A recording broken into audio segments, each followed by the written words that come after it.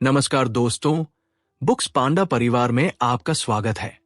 दोस्तों, आज आपका बुक्स पांडा ऐसी किताब की समरी लेकर आया जो आपके जीवन को पूरी तरह से बदल कर रख देगी। द साइकोलॉजी ऑफ मनी, पैसे का मनोविज्ञान, वित्त के बारे में कोई किताब नहीं है। ये एक समाधान है। यह उजागर करता है कि आपका दिमाग चुपचाप आपके खिलाफ कैसे काम करता है और आपके धन को बर्बाद करता है। आप निवेश के हर नियम में महारत हासिल कर सकते हैं, आप हर रणनीति पढ़ सकते हैं, लेकिन अगर आप पैसे को लेकर अपनी भावनाओं को नहीं समझते हैं तो आप वही गलतियां दोहराते रहेंगे। क्योंकि पैसा सिर्फ तार्किक नहीं है, ये गहराई से मनोवैज्ञानिक है। इस वीडियो में हम उन छिपे हुए मानसिक जालों को उजागर करेंगे जो चुपचाप आपके वित्तीय भविष्य को नष्ट कर देते हैं, और उन मानसिकता के बदलावों को भी जो आपको स्तर बढ़ाने और एक एक करके उनसे बचने में मदद करते हैं। इससे पहले कि हम इसमें उतरे, यदि आप पैसे के मामले में सफल होना चाहते हैं लेकिन लगातार इससे घबराया हुआ महसूस करते हैं, तो आप अकेले नहीं हैं।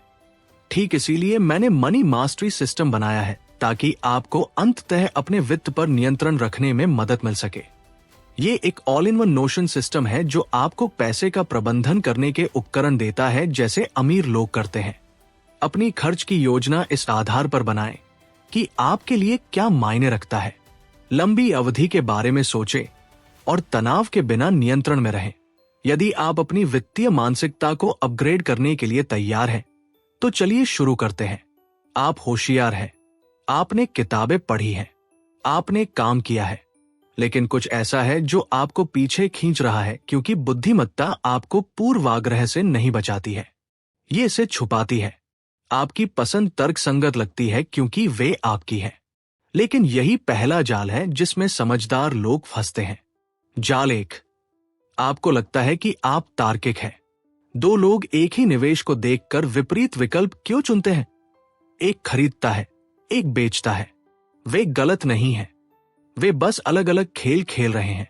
जैसा कि मॉर्गन हाउसेल कहते हैं, लोग पैसे के साथ पागलपन वाली चीजें करते हैं, लेकिन कोई भी वास्तव में पागल नहीं है। हर किसी की एक कहानी होती है जो ये तय करती है कि वे पैसे को कैसे देखते हैं। एक स्टॉक ब्रोकर जिसने महामंदी, ग्रेट डिप्रेशन में सब कुछ खो दिया, वो शायद फिर कभी निवेश ना करे। जबकि एक तकनीकी कर्मचारी जो 90 के दशक की तेजी के दौरान अमीर हो गया, वो उन जोखिमों का पीछा कर सकता है जिनसे दूसरे बचेंगे। या कोई व्यक्ति जिसने 2008 की मंदी के दौरान स्नातक किया हो, वो जीवन भर शेयर बाजार से डर सकता है। जबकि कोई व्यक्ति जो 2017 में क्रिप्टो में आया था, वो मान सकता है कि अस्थिरता सामान्य है। एक ही दुनिया, अलग अलग नजरिए। आप 2008 की मंदी के इतिहास का अध्ययन कर सकते हैं, लेकिन आप उन लोगों के भावनात्मक निशानों को कभी महसूस नहीं करेंगे जो इससे गुजरे हैं और अब हर बार बाजार में गिरावट आने पर घबरा जाते हैं। यही कारण है कि दो लोग एक ही डेटा से विपरीत निर्णय ले सकते हैं और दोनों सही हो सकते हैं। कोई भी पागल नहीं है। जरा इस बारे में सोचें। पैसे के साथ आपका अनुभव दुनिया में जो हुआ है उसका बस एक छोटा सा हिस्सा है। यह आपके अतीत द्वारा आकार दिए गए बुलबुले के अंदर रहने जैसा है, लेकिन वह बुलबुला अभी भी दुनिया को देखने के आपके नजरिए का लगभग 100% आकार देता है। इस बीच, उस बुलबुले के बाहर ऐसी वित्तीय वास्तविकताएं हैं जिन्हें आपने कभी नहीं जिया है। जाल 2, आपको लगता है कि आप नियंत्रण में हैं। कुछ लोग कम प्रयास में सफल क्यों होते हैं, जबकि अन्य सब कुछ सही करते हैं और फिर भी हार जाते हैं? हम ये सोचना पसंद करेंगे कि सफलता अर्जित की जाती है और असफलता के हम हकदार होते हैं। लेकिन पैसा इतनी आसानी से काम नहीं करता है। जैसा कि मॉर्गन हाउसेल लिखते हैं, कुछ भी उतना अच्छा या बुरा नहीं होता जितना दिखता है, क्योंकि सफलता या असफलता की हर कहानी के पीछे प्रयास, किस्मत और जोखिम का मिश्रण होता है। और हम अक्सर भूल जाते हैं कि वे वास्तव में कितने शक्तिशाली हैं। बिल गेट्स को ही ले, वो सिर्फ प्रतिभाशाली नहीं है, वो सुनियोजित, अनुशासित, रणनीतिक है। ठीक उसी तरह के व्यक्ति हैं जिनसे आप जीतने की उम्मीद करेंगे। लेकिन जो बात ज्यादातर लोग भूल जाते हैं, वो ये है कि 1970 के दशक की शुरुआत में गेट्स अमेरिका के उन चुनिंदा हाई स्कूलों में से एक में गए जहां कंप्यूटर था। ऐसे समय में जब कंप्यूटर दुर्लभ, महंगे और दुर्गम थे, उस छोटे से आकस्मिक लाभ ने उन्हें अधिकांश लोगों द्वारा कीबोर्ड देखने से पहले ही वर्षों का अभ्यास दे दिया।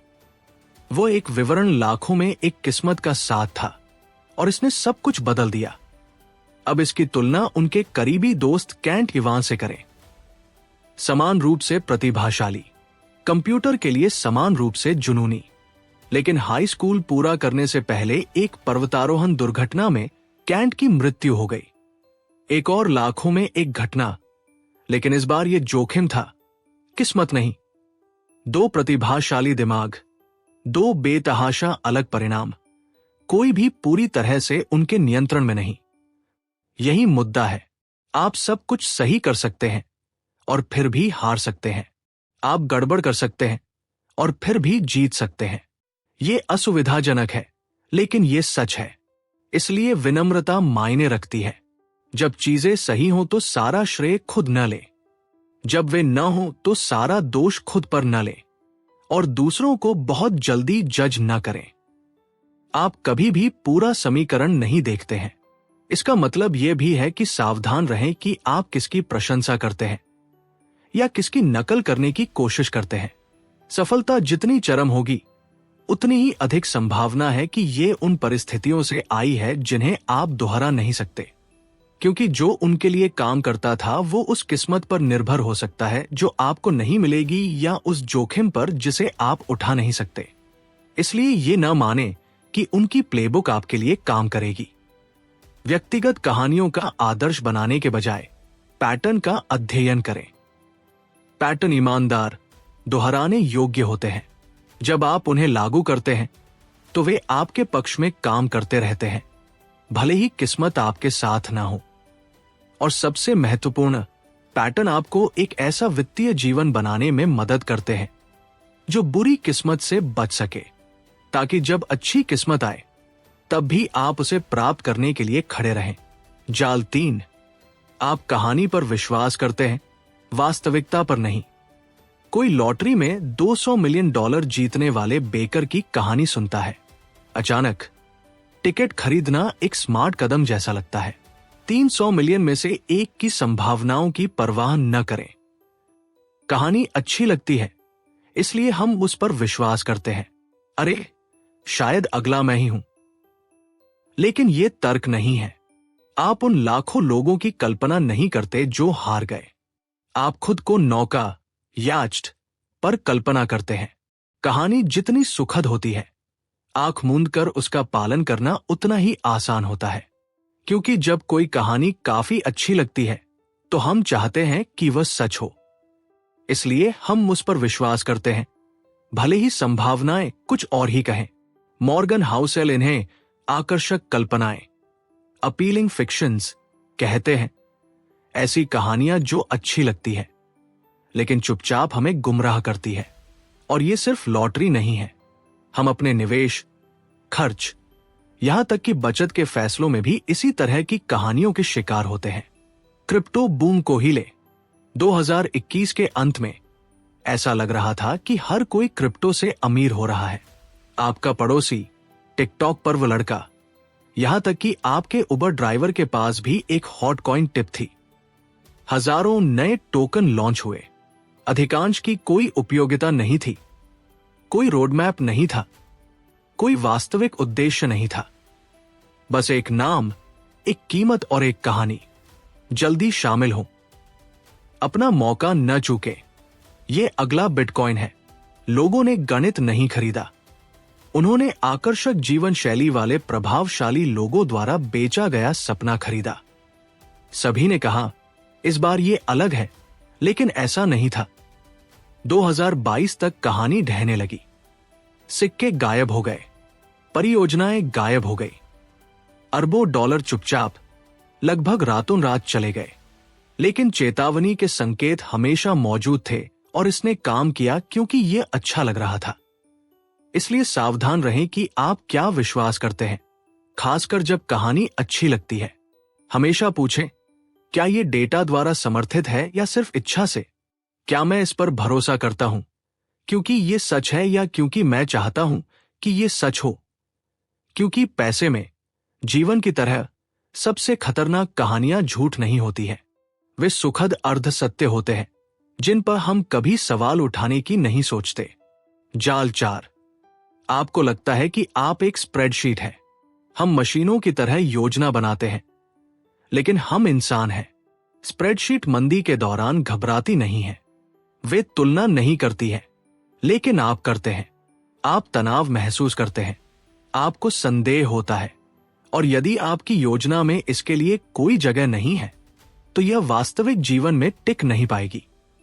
यही कारण है कि मॉर्गन हाउसेल कहते हैं, पूरी तरह से तर्कसंगत होने की कोशिश करने से बेहतर है कि अधिकतर उचित होने का लक्ष्य रखा जाए, क्योंकि उचित टिकाऊ है और स्थिरता ही वह चीज है जो वास्तव में समय के साथ धन का निर्माण करती है।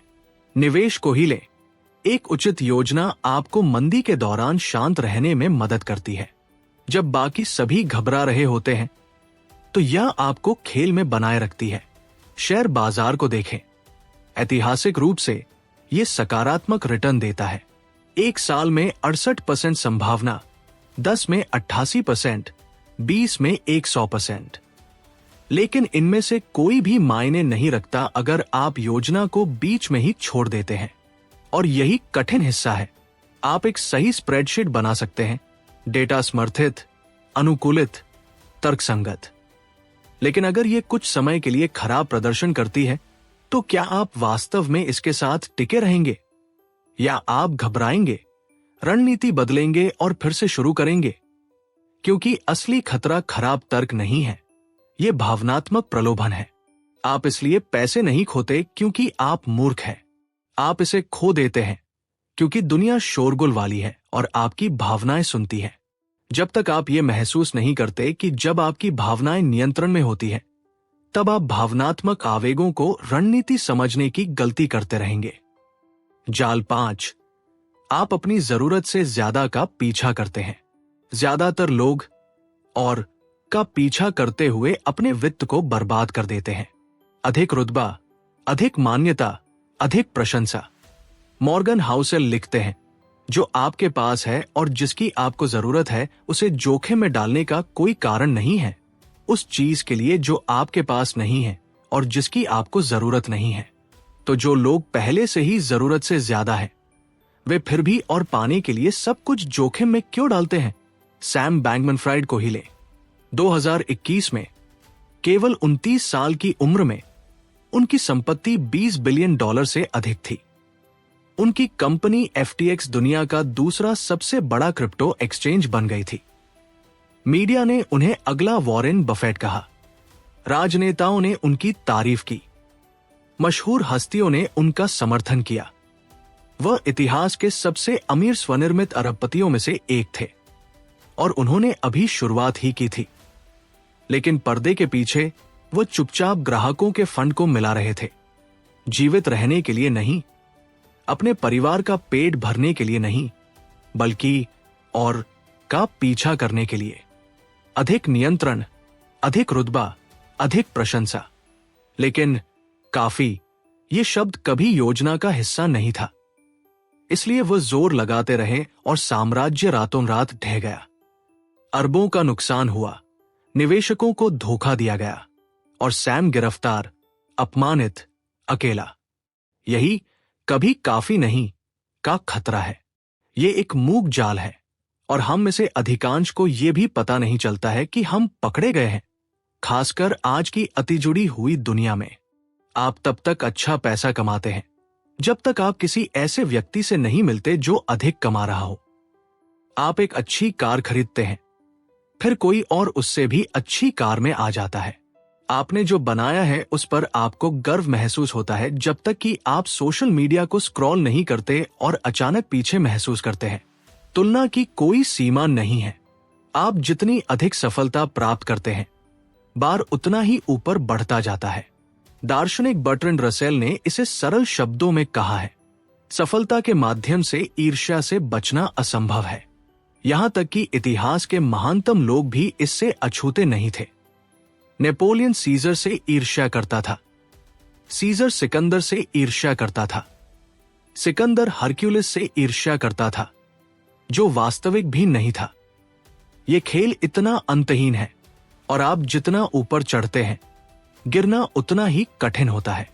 लेकिन अगर आपका असली लक्ष्य स्वतंत्रता, शांति, खुशी है, तो आप केवल चढ़ते रहने से इनकार करके ही जीतते हैं।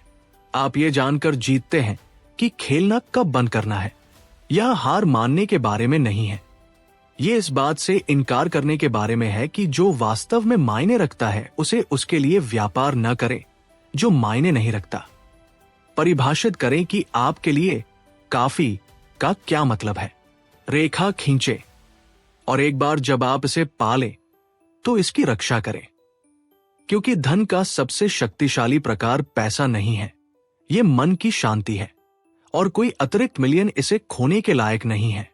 जाल 6, आपको लगता है कि चीजें आपको प्रशंसनीय बनाएंगी। हम सभी प्रशंसित होना चाहते हैं और किसी बिंदु पर हम ये मानने लगते हैं कि अगर मैं सही कार चलाता हूं, सही घड़ी पहनता हूं, सही घर में रहता हूं, तो लोग मेरी प्रशंसा करेंगे। लेकिन यह वास्तव में उस तरह काम नहीं करता है। जैसा कि मॉर्गन हाउसेल बताते हैं, कोई भी आपके सामान से उतना प्रभावित नहीं होता जितना आप हैं। जब कोई सड़क पर फेरारी देखता है तो उनका पहला विचार ये नहीं होता कि वाह, वो ड्राइवर वास्तव में सफल होगा। ये होता है, लानत है, मुझे वो कार चाहिए। वे आपकी प्रशंसा नहीं कर रहे हैं, वे खुद को स्टीयरिंग व्हील के पीछे देख रहे हैं। यही कार में आदमी विरोधाभास, man in the car paradox.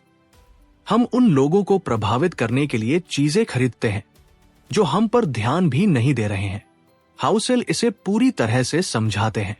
दौलत बस लोगों की पसंद किए जाने और प्रशंसित होने की अपनी इच्छाओं को दर्शाने वाला दर्पण बन जाती है। दूसरे शब्दों में, वे आपको नहीं देख रहे हैं, वे देख रहे हैं कि वे क्या बन सकते हैं। यही कारण है कि ध्यान आकर्षित करने के लिए महंगी चीजें खरीदना लगभग कभी काम नहीं करता है। यदि आप प्रशंसा का पीछा कर रहे हैं तो पैसा एक कमजोर साधन है, क्योंकि वास्तविक सम्मान आपके पास जो है उससे नहीं आता है। यह इस बात से आता है कि आप लोगों के साथ कैसा व्यवहार करते हैं। विनम्रता, दया, सहानुभूति, ये किसी भी लग्जरी वस्तु की तुलना में अधिक प्रशंसा लाते हैं। इसलिए इससे पहले कि आप दिखने के लिए खर्च करें, खुद से पूछें, क्या आप दूसरों को प्रभावित करने की कोशिश कर रहे हैं या सिर्फ ये कल्पना कर रहे हैं कि वे प्रभावित हैं? क्योंकि कोई भी आपके सामान के बारे में नहीं सोच रहा है। वे ये सोचने में बहुत व्यस्त हैं कि वे इसके साथ कैसे दिखेंगे। जाल 7, आपको लगता है कि अमीर दिखना ही अमीर होना है। कंगाल होने का सबसे तेज तरीका अमीर दिखने की कोशिश करना। फैंसी कार, लग्जरी घड़ी, विदेशी छुट्टियां, वे दौलत जैसी दिखती हैं। जैसा कि मॉर्गन हाउसेल कहते हैं, ये दिखाने के लिए पैसा खर्च करना कि आपके पास कितना पैसा है, इसे कम करने का सबसे तेज तरीका है। हम दौलत को जो हम देख सकते हैं उससे आंकते हैं, लेकिन सच्ची दौलत वह है जो आप नहीं देखते हैं। आप किसी को $1,00,000 की कार चलाते हुए देखते हैं और मानते हैं कि वे अमीर हैं, लेकिन जो आप नहीं देखते हैं वह है कार लोन, तनाव या दिखावे को बनाए रखने का दबाव। हाउसेल इसे स्पष्ट रूप से कहते हैं, दौलत वो वित्तीय संपत्ति है जिसे अभी तक आपके द्वारा देखी जाने वाली चीजों में नहीं बदला गया है। अमीर दिखना खर्च करने के बारे में है, अमीर होना खर्च न करने के बारे में है। ये वह पैसा है जिसका उपयोग आपने कार को अपग्रेड करने के लिए नहीं किया, इंस्टाग्राम पर फ्लैश नहीं किया, सिर्फ एक पल के लिए सफल महसूस करने के लिए नहीं जलाया। क्योंकि दौलत शोर नहीं मचाती, यह आपको स्वतंत्रता, समय और मन की शांति देती है। और यहां विरोधाभास है। अधिकांश खराब वित्तीय निर्णय अमीर दिखने की कोशिश से आते हैं, अमीर बनने की कोशिश से नहीं। क्योंकि अमीर दिखना ध्यान आकर्षित करता है, लेकिन दौलत बनाना यह मौन है। कोई ताली नहीं बजाता जब आप हर महीने चुपचाप निवेश करते हैं या नया फोन छोड़ देते हैं, लेकिन वे ही ऐसे कदम हैं जो स्थायी दौलत बनाते हैं। इसलिए यदि आप सच्ची दौलत बनाना चाहते हैं तो अमीर न दिखने के साथ सहज हो जाएं, क्योंकि वित्तीय स्वतंत्रता का रास्ता दिखावा करने के बारे में नहीं है। यह अल्पकालिक प्रशंसा पर दीर्घकालिक शांति चुनने के बारे में है। जालात। आप ज्ञान के भेष में छिपे डर के शिकार हो जाते हैं। बुरी खबरें ध्यान खींचती हैं। यह जरूरी, महत्वपूर्ण लगता है। किसी से कहें कि बाजार क्रैश हो जाएगा और वे सुनेंगे। उन्हें बताएं कि अगले 20 वर्षों में यह धीरे धीरे बढ़ेगा और वे रुचि खो देंगे। यही निराशावाद का जाल है। यह अधिक स्मार्ट, सुरक्षित, अधिक यथार्थवादी लगता है। जैसा कि मॉर्गन हाउसेल कहते हैं, आशावाद एक बिक्री पिच, सेल्स पिच जैसा लगता है। निराशावाद ऐसा लगता है जैसे कोई आपकी मदद करने की कोशिश कर रहा हो। ऐसा क्यों है? क्योंकि निराशावादी कहानियां ताजा, तेज, भावनात्मक होती है। 40% बाजार दुर्घटना सुर्खियां बटोरती है। 6 वर्षों में 140% का लाभ मुश्किल से देखा जाता है। झटके तेजी से और जोर से लगते हैं। प्रगति धीरे धीरे और चुपचाप होती है। यही कारण है कि निराशावाद अधिक प्रेरक लगता है, भले ही वह कम सटीक हो, जबकि आशावाद अनुभवहीन लगता है। लेकिन वास्तविक आशावाद अंधा विश्वास नहीं है। ये जोखिम को नजरअंदाज करना नहीं है। ये झटकों की उम्मीद करना और अभी भी दीर्घकालिक विकास में विश्वास करना है। हाउसेल इसे कहते हैं, चीजों के खराब होने की उम्मीद करना और जब वे न हो तो आश्चर्यचकित होना। वो मानसिकता ही स्मार्ट निवेशकों को खेल में बनाए रखती है। और यदि आप हर कयामत की हेडलाइन सुनते हैं तो आप घबरा जाएंगे। आप बहुत जल्दी बेच देंगे। आप एक ऐसी रणनीति छोड़ देंगे जो काम कर सकती थी यदि आप बस थोड़ी देर और टिके रहते। तरकीब: जूम आउट करें, दशकों को देखें, दिनों को नहीं। तभी आप असली कहानी देखते हैं। प्रगति चक्रवृद्धि हो रही है। नवाचार शांत, स्थिर, अजय। आशावाद में धैर्य लगता है। तो अगली बार जब कोई चेतावनी दे कि दुनिया नरक में जा रही है, तो खुद से पूछें, क्या ये अंतर्दृष्टि है या सिर्फ भेष में डर? सबसे महत्वपूर्ण वित्तीय सबक ग्लैमरस नहीं होते हैं।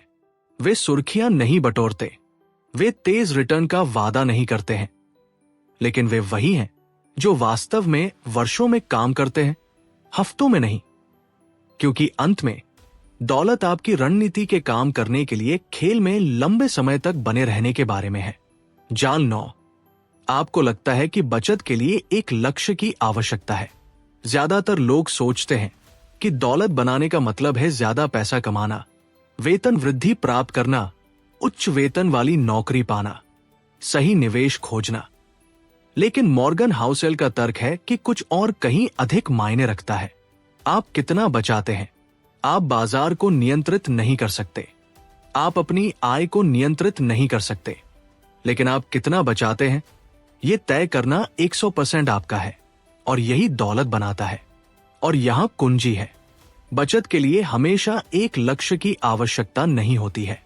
आप केवल विकल्प बनाने के लिए, प्रतीक्षा करने के लिए, धुरी पाइवोट के लिए, जब दूसरे नहीं कह सकते तब ना कहने के लिए बचत कर सकते हैं। हाउसेल इसे स्पष्ट रूप से कहते हैं, बचत आपके अहंकार और आपकी आय के बीच का अंतर है। वह एक पंक्ति बताती है कि क्यों उच्च आय वाले लोग भी वेतन दर वेतन जीते हैं। उस वकील के बारे में सोचे जो साल में 250,000 कमाता है, नई पोस्ट चलाता है, प्राइवेट स्कूल के लिए भुगतान करता है, सप्ताह में 5 रातें बाहर खाना खाता है, एक हाई एंड मॉर्गेज वाले हाई एंड घर में रहता है। बाहर से यह दौलत जैसा दिखता है, लेकिन पर्दे के पीछे कुछ नहीं बचा है। सांस लेने की कोई जगह नहीं, एक नौकरी छूटना, एक आपात स्थिति, और उनका वित्तीय जीवन ढह जाता है क्योंकि उनकी जीवन शैली उनकी आय के साथ ही तेजी से बढ़ी। यही जाल है। जब आपका अहंकार आपके वेतन के साथ बढ़ता है तो आपकी बचत गायब हो जाती है। एक निश्चित बिंदु के बाद दौलत बनाना अधिक कमाने के बारे में नहीं है, ये कम की जरूरत के बारे में है। कम अहंकार, प्रभावित करने का कम दबाव, उन चीजों के पीछे कम भागना जिनकी आपको वास्तव में आवश्यकता नहीं है। बचत इस बारे में नहीं है कि आप क्या कमाते हैं, यह इस बारे में है कि आप क्या खर्च नहीं करते हैं। ये वो घड़ी है जो आपने नहीं खरीदी, वो घर जिसमें आपने अपग्रेड नहीं किया, वो जीवन शैली जिसे आपने नहीं बढ़ाया, और इनाम लचीलापन। आप जितना अधिक बचाते हैं, जीवन बदलने पर आपके पास उतना ही अधिक समय और स्वतंत्रता होती है। ये आपको सांस लेने की जगह देता है, सही नौकरी का इंतजार करने या गलत नौकरी से दूर जाने की जगह संकट को संभालने या अवसर को जब्त करने की जगह देता है। क्योंकि जब चीजें गलत होती हैं और वे होंगी, तो ये बुद्धिमत्ता नहीं होगी जो आपको बचाएगी। यह वह जगह होगी जो आपने अपनी क्षमता से नीचे जीने का विकल्प चुनकर बनाई है। जाल 10, आप लाभ चाहते हैं लेकिन सफर नहीं। सोचते हैं निवेश मुफ्त है। खैर, ऐसा नहीं है। आप हमेशा पैसे से भुगतान नहीं करते हैं। आप तनाव, संदेह और अपने पोर्टफोलियो को रातों रात 30% गिरते हुए देखने के झटके से भुगतान करते हैं। जैसा कि मॉर्गन हाउसेल बताते हैं, हर चीज की एक कीमत होती है, लेकिन सभी कीमतें लेबल पर नहीं दिखाई देती है। यही निवेश की छिपी हुई लागत है। यह रसीद के साथ नहीं आती है। यह डर, संदेह और पछतावे के रूप में आती है। और क्योंकि वह कीमत भावनात्मक लगती है, वित्तीय नहीं, इसलिए अधिकांश लोग सोचते हैं कि उन्होंने कुछ गलत किया है। लेकिन यह सच नहीं है। हाउसेल इसे पूरी तरह से समझाते हैं। बाजार की अस्थिरता को जुर्माने के बजाय एक शुल्क के रूप में सोचना उस तरह की मानसिकता विकसित करने का एक महत्वपूर्ण हिस्सा है जो आपको निवेश के लाभों के आपके पक्ष में काम करने के लिए लंबे समय तक टिके रहने देती है। ये सजा नहीं है, ये प्रवेश शुल्क है। नेटफ्लिक्स को ही ले, इसने 2002 और 2018 के बीच 35,000% से अधिक रिटर्न दिया, लेकिन उस समय का 94% अपने पिछले सर्वकालिक उच्च से नीचे बिताया। जीतने के लिए आपको निरंतर असुविधा के माध्यम से जीना पड़ा। वो शुल्क था। समस्या, अधिकांश लोग उस शुल्क से बचने की कोशिश करते हैं। वे त्वरित जीत का पीछा करते हैं, बाजार को टाइम करने की कोशिश करते हैं, अंदर और बाहर कूदते हैं, लेकिन अल्पकालिक दर्द से बचने के चक्कर में वे अक्सर छूटे हुए लाभ या महंगी गलतियों के माध्यम से लंबे समय में दोगुना भुगतान करते हैं। तो यहां मानसिकता बदलाव है। भावनात्मक लागत की अपेक्षा करें, असुविधा स्वीकार करें, विश्वास करें कि शुल्क इसके लायक है, क्योंकि निवेश में कोई मुफ्त लंच नहीं है। और जितनी जल्दी आप इसे स्वीकार करेंगे, उतनी ही अधिक संभावना है कि आप जीतने के लिए खेल में लंबे समय तक टिके रहेंगे। जाल 11, आपको लगता है कि अमीर बनना ही मुश्किल काम है। अमीर बनना एक बात है, अमीर बने रहना दूसरी बात है, और उनके लिए पूरी तरह से अलग कौशल की आवश्यकता होती है। अमीर बनने के लिए साहस, जोखिम, आशावाद चाहिए। अमीर बने रहने के लिए कुछ ऐसा चाहिए जो बहुत कम ग्लैमरस हो। सावधानी, विनम्रता, लचीलापन। क्योंकि दौलत बनाना आक्रमण, ऑफेंस के बारे में है। इसे बनाए रखना रक्षा, डिफेंस। जैसा कि मॉर्गन हाउसेल कहते हैं, अच्छा निवेश प्रतिभा के बारे में नहीं है, ये अस्तित्व के बारे में है। और अस्तित्व मायने रखता है, क्योंकि अगर आप तबाही से बचते हैं तो आप खेल में बने रहते हैं, और अगर आप खेल में बने रहते हैं तो चक्रवृद्धि, कंपाउंडिंग बाकी काम करती है। यही कारण है कि सबसे अच्छे निवेशक पूर्णता का पीछा नहीं करते हैं। वे त्रुटि के लिए जगह के साथ सिस्टम बनाते हैं, क्योंकि वे आश्चर्य की उम्मीद करते हैं। यदि आपकी रणनीति केवल तभी काम करती है जब सब कुछ सही होता है, तो ये नाजुक है। सच्ची ताकत तब जीवित रहना है जब सब कुछ गलत हो जाता है। और यही सफल निवेशकों का विरोधाभास है। वे भविष्य में विश्वास करते हैं, जबकि वे आज गलत हो सकने वाली हर चीज के लिए तैयारी करते हैं। इसका मतलब है अतिरिक्त नकदी रखना, रिटर्न के लिए नहीं, बल्कि संकट में लचीलेपन के लिए, जैसे कि कीमतें गिरने पर महान स्टॉक खरीदना। इसका मतलब है अपने निवेश में विविधता लाना, ताकि एक गलत कदम आपको मिटा न दे। और सबसे महत्वपूर्ण, इसका मतलब है अपनी मानसिकता तैयार करना, क्योंकि जब दूसरे घबराते हैं तो शांत रहना एक महाशक्ति है। हाउसेल इसे बारबेल व्यक्तित्व, बारबेल पर्सनालिटी कहते हैं। आत्मविश्वास और सावधानी का एक स्वस्थ मिश्रण। एक हाथ में आशा, दूसरे में डर। पिछले 170 वर्षों में अमेरिकी आर्थिक इतिहास को देखें। दर्जनों मंदी, युद्ध, दुर्घटनाएं, मुद्रास्फीति, और फिर भी जीवन स्तर 20 गुना बढ़ गया। वास्तविक आशावाद ऐसा ही दिखता है। यह विश्वास करना कि लंबी अवधि का रुझान ऊपर की ओर है, भले ही अल्पावधि में अराजकता हो। जाल 12। आप अपनी योजना को जरूरत से ज्यादा आंकते हैं। अधिकांश वित्तीय योजनाएं कागज पर बहुत अच्छी लगती है, लेकिन आपकी स्प्रेडशीट डर महसूस नहीं करती है। इसे नौकरी से नहीं निकाला जाता।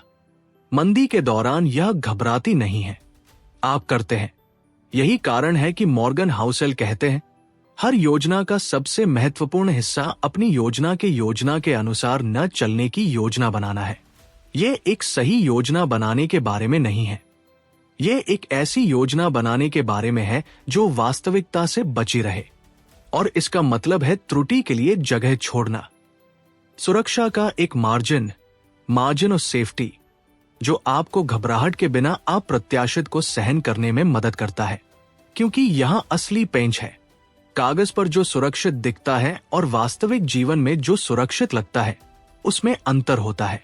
इस कारण से हाउसेल मानते हैं कि उनके भविष्य के रिटर्न ऐतिहासिक औसत से 1/3 कम होंगे।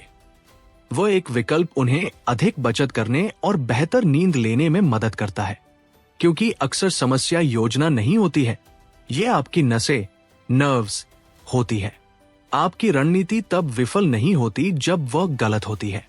यह तब विफल होती है जब आप तनाव को संभाल नहीं पाते हैं। यही कारण है कि भावनात्मक लचीलापन वित्तीय लचीलेपन जितना ही महत्वपूर्ण है, और यही चीजें जोखिम भरी हो जाती है। यदि आपका पूरा वित्तीय जीवन एक नौकरी, एक आय स्ट्रीम या एक बड़े दाव पर निर्भर करता है, तो यह विफलता का एक एकल बिंदु है। अगर यह टूटता है तो आप टूट जाते हैं। यही कारण है कि बिना किसी विशिष्ट लक्ष्य के बचत करना स्मार्ट है, क्योंकि जीवन में सबसे बड़ी लागत आमतौर पर वे होती है जिन्हें आपने कभी आते नहीं देखा। जैसा कि बेंजामिन ग्राहम ने कहा, सुरक्षा के मार्जिन का उद्देश्य पूर्वानुमान को अनावश्यक बनाना है। आपके पास लाखों नहीं हो सकते हैं, लेकिन आपके पास एक चीज है जिस पर हर अमीर व्यक्ति निर्भर करता है, समय। यह वित्त में सबसे शक्तिशाली शक्ति है और सबसे अनदेखी भी। जाल 13। आप समय की शक्ति को कम आंकते हैं। वॉरेन बफेट की संपत्ति लगभग $160 बिलियन है, लेकिन इसमें से $156 बिलियन से अधिक उनके 65वें जन्मदिन के बाद आया। इसे गहराई से समझे, वो बड़े रिटर्न का पीछा करके अमीर नहीं बने, वो जल्दी शुरुआत करके और खेल में बने रहकर अमीर बने। जैसा कि मॉर्गन हाउसेल बताते हैं, वित्त में सबसे शक्तिशाली शक्ति समय है, प्रतिभा नहीं।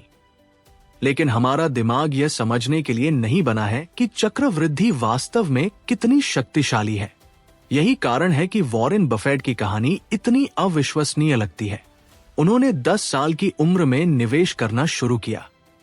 30 साल की उम्र तक वह करोड़पति थे, लेकिन जिसने उन्हें जीवित सबसे अमीर लोगों में से एक बनाया, वो केवल 80 वर्षों से अधिक समय तक खेल में बने रहना था। यदि उन्होंने अपने 30 के दशक में शुरुआत की होती और 60 के दशक में सेवानिवृत्त हो गए होते, तो भी वे सफल होते। लेकिन आप शायद उनका नाम नहीं जानते, क्योंकि चक्रवृद्धि केवल उच्च रिटर्न के बारे में नहीं है। यह बहुत लंबे समय तक अच्छे रिटर्न अर्जित करने के बारे में है। यही रहस्य है। ज्यादातर लोग सोचते हैं कि स्मार्ट निवेश का मतलब सबसे बड़े लाभ का पीछा करना है, लेकिन वे अक्सर एक बार की जीत होती है, दुर्लभ और दोहराना मुश्किल। असली दौलत एक अच्छे रिटर्न से आती है, जिसे लंबे समय तक दोहराया जाता है बिना विस्फोट किए। इसे दशकों में धीरे धीरे चुपचाप बनाया जाता है। इसे ओक का पेड़ लगाने जैसा समझे। वर्ष 1 में बहुत कुछ नहीं होता है, 10 में यह ठोस दिखता है, 50 में यह विशाल और अडिग होता है। यही चक्रवृद्धि की शक्ति है। जाल 14। आप इस बात को नजरअंदाज करते हैं कि सफलता वास्तव में कितनी दुर्लभ है। एक बड़ी जीत 1 दर्जन छोटे नुकसानों को कवर कर सकती है। ये सिर्फ किस्मत नहीं है, सफलता वास्तव में इसी तरह काम करती है, क्योंकि पैसे और जीवन में अधिकांश परिणाम कुछ दुर्लभ घटनाओं से प्रेरित होते हैं। उन्हें टेल इवेंट्स कहा जाता है। वे भविष्यवाणी करने में कठिन होते हैं, अनदेखा करने में आसान होते हैं, लेकिन जब वे होते हैं तो वे सब कुछ बदल देते हैं। जैसा कि मॉर्गन हाउसेल इसे समझाते हैं, आप आधे समय गलत हो सकते हैं और फिर भी एक भाग्य बना सकते हैं, क्योंकि एक ब्रेकआउट जीत सभी भारी उठान कर सकती है और ज्यादातर समय ये करती है। वॉरेन बफेट के बारे में सोचें। उन्होंने अपने जीवन में सैकड़ों स्टॉक का स्वामित्व किया है, लेकिन उनकी लगभग सारी संपत्ति सिर्फ 10 से आई है। 100 नहीं, 50 नहीं, 10। देखिए, 1989 में उन्होंने कोका कोला के शेयर खरीदे। यह आकर्षक या जोखिम भरा नहीं था, लेकिन वह एकल निवेश इतिहास के सबसे महान कंपाउंडर्स में से एक बन गया। टेल इवेंट्स ऐसे ही दिखते हैं, पहले शांत, फिर विस्फोटक। और शेयर बाजार भी यही कहानी कहता है। 1980 के बाद से रसेल 3000 इंडेक्स में केवल 7% कंपनियों ने बाजार के सभी शुद्ध लाभों को प्रेरित किया। इस बीच 40% स्टॉक 70% से अधिक गिर गए और कभी उबर नहीं पाए। यही टेल इवेंट्स का खतरा और शक्ति है। वे केवल परिणाम को प्रभावित नहीं करते हैं, वे परिणाम हैं। लेकिन यहां जाल है। हमें साफ सुथरी कहानियां पसंद है। हम बड़ी जीत पर ध्यान केंद्रित करते हैं और मानते हैं कि उस तरह की सफलता सामान्य या दोहराने योग्य है, लेकिन ज्यादातर समय ऐसा नहीं होता है। तो आप इसके साथ क्या करते हैं? हर समय सही होने की कोशिश करना बंद करें।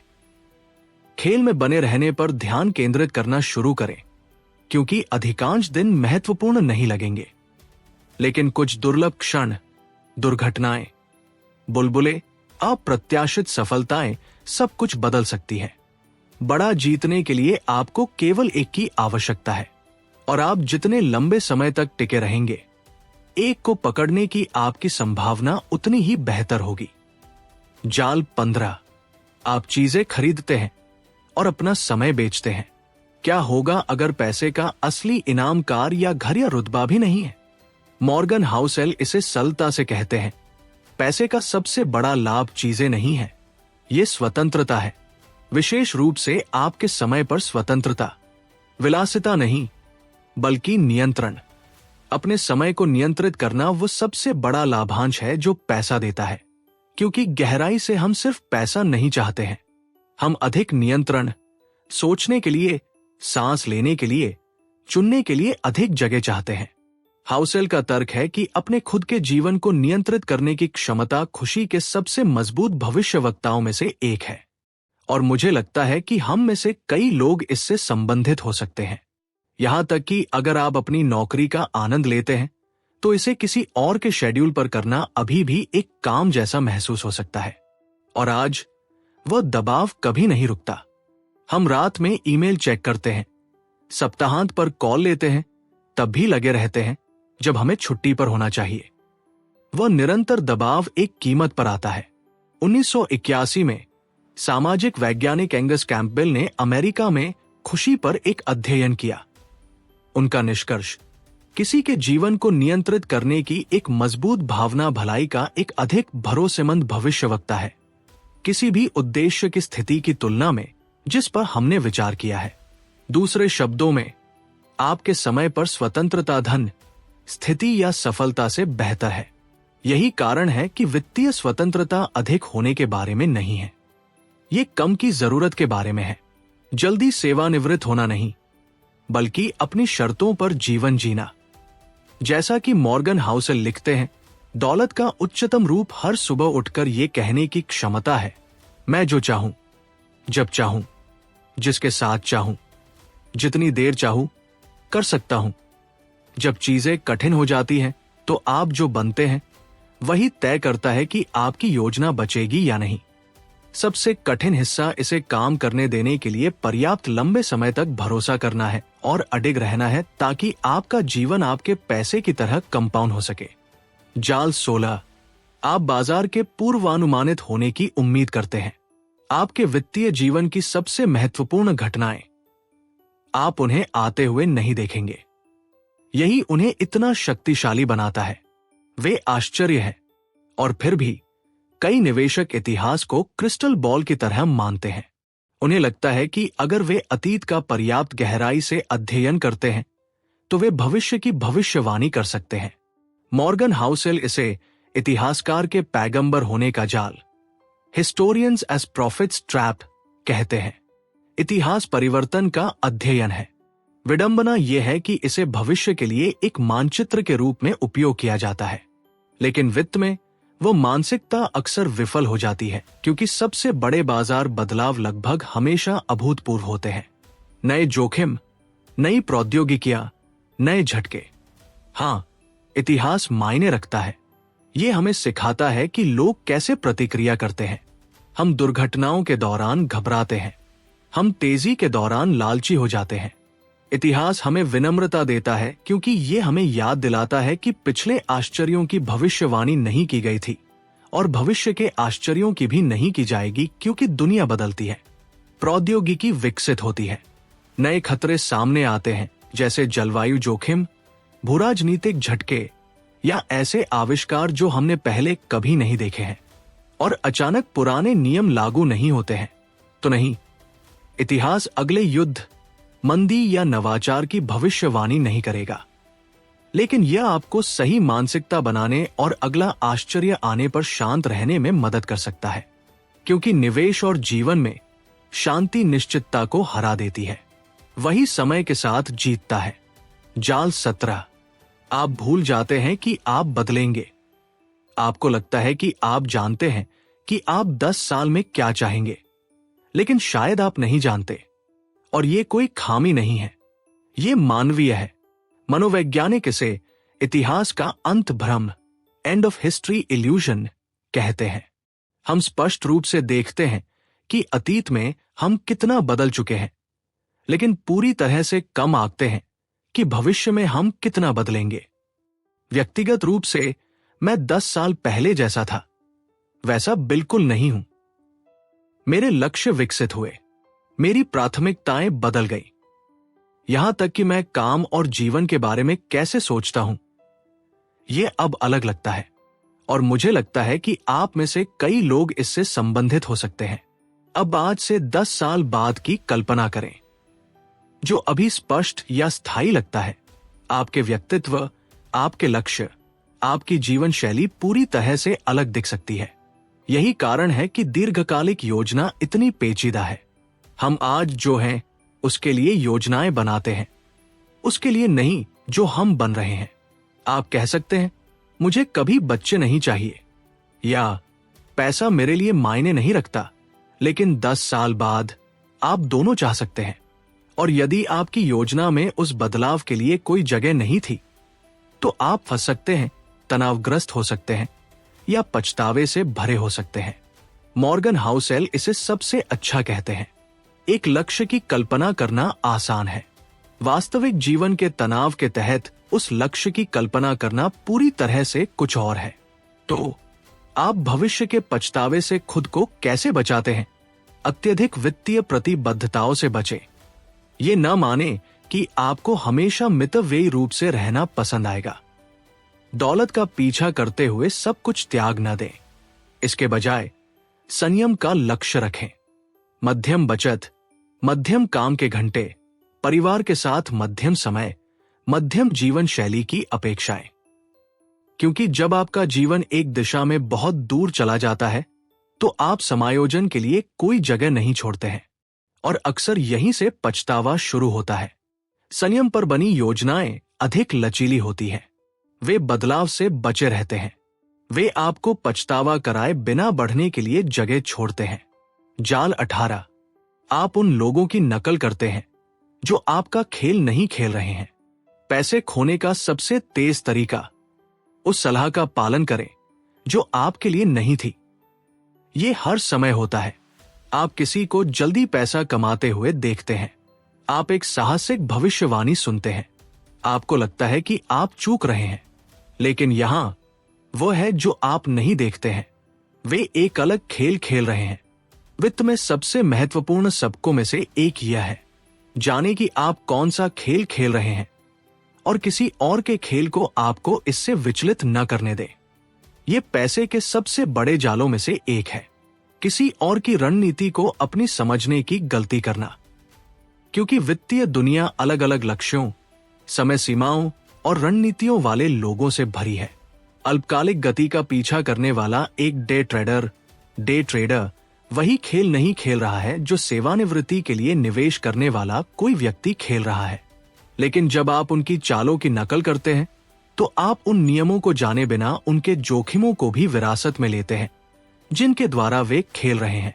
मॉर्गन हाउसेल इसे स्पष्ट रूप से कहते हैं, पैसे के साथ कुछ ही चीजें आपकी अपनी समय क्षितिज टाइम हराइजन को समझने से ज्यादा मायने रखती है और उन लोगों के कार्यों और व्यवहारों से प्रेरित न हो जो आपसे अलग खेल खेल रहे हैं सिर्फ इसलिए कि आपके दोस्त ने पिछले हफ्ते क्रिप्टो ट्रेडिंग करके पैसा कमाया है। इसका मतलब ये नहीं है कि आपको भी ऐसा ही करना चाहिए। यह उनका खेल हो सकता है, लेकिन क्या यह आपका है? एक दीर्घकालिक निवेशक धैर्य, सहनशक्ति और बाजार में समय को महत्व देता है। एक अल्पकालिक व्यापारी गति और समय को महत्व देता है। उन्हें मिलाएं और आप कीमत चुकाते हैं। इसलिए अगले हॉट स्टॉक पर कूदने से पहले खुद से पूछें, मैं कौन सा खेल खेल रहा हूं और क्या यह सलाह उस खेल के अनुकूल है? और यह मानसिकता सिर्फ निवेश पर लागू नहीं होती है, यह खर्च पर भी लागू होती है। हम जो खरीदते हैं उसका बहुत कुछ सामाजिक रूप से संचालित होता है। हम लोगों को घर, कार, छुट्टियां खरीदते हुए देखते हैं, लेकिन हम उनके लक्ष्यों, उनके दबावों या वहां पहुंचने के लिए उन्होंने क्या त्याग किया ये नहीं देखते हैं। वह युवा वकील पोर्श चला रहा है, शायद ये दिखावा नहीं है, शायद ये रणनीति है, विश्वसनीयता बनाने और अपनी फर्म में ऊपर बढ़ने का हिस्सा। लेकिन अगर आप घर से काम करने वाले एक फ्रीलांसर हैं तो उस जीवन शैली की नकल करने का कोई मतलब नहीं है। वित्तीय तुलना इसलिए खतरनाक नहीं है क्योंकि ये गलत है, ये खतरनाक है क्योंकि ये संदर्भ से बाहर है। तो यहां मानसिकता बदलाव है। अपने खेल को परिभाषित करें, अपने लक्ष्यों को जानें और उस सलाह को ट्यून आउट करें जो आपके लिए नहीं थी।